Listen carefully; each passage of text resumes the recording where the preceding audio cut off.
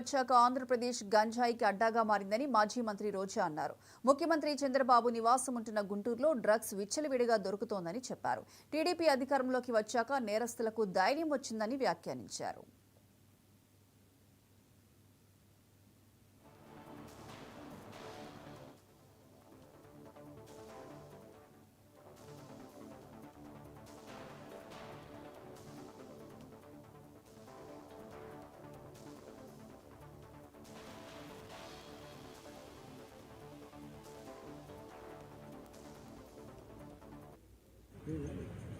ఈరోజు అధికారంలోకి వచ్చాక ప్రజలకి మంచి చేయాలి, రాష్ట్రాన్ని అభివృద్ధి వైపుకు నడిపించాలి, ప్రజలకి తాము మేనిఫెస్టోలో చెప్పిన ప్రతి ఒక్కటి అందజేయాలన్న చిత్తశుద్ధి లేకుండా కేవలం రెడ్ బుక్ రాజ్యాంగం అంటూ రాజ్యాంగానికి విరుద్ధంగా ఈరోజు వాళ్ళు తప్పుడు కేసులు పెట్టి వాళ్ళు చేస్తున్న హెరాస్మెంట్ చూస్తుంటే చాలా అసహ్యం వేస్తుంది.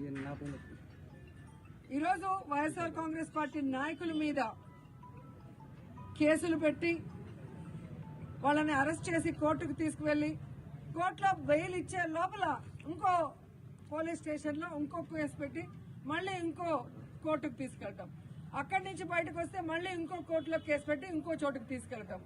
ఇది మనం కళ్ళారా పోసాని కృష్ణమురళి కేసులోనే మనం చూస్తున్నాం. అలా చాలా మంది మీద కూడా జరుగుతున్న విషయాన్ని ప్రజలు తెలుసుకోవాలి. ఎందుకంటే సుప్రీంకోర్టు క్లియర్ గా మార్గదర్శకాలు ఇవ్వడం జరిగింది.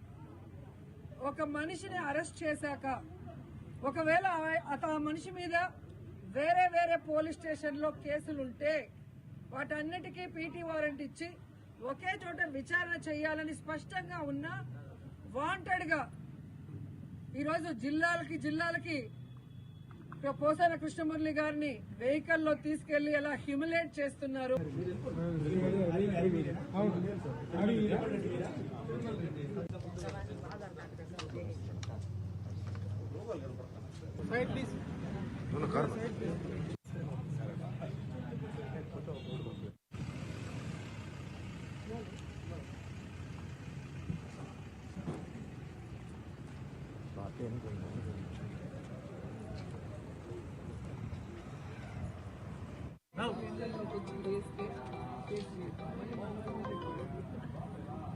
అడగాలి కదా, మీరు ఆ ఊరికి ఎందుకు వచ్చారు, మీకు ఆ ఊరికి సంబంధం లేదు.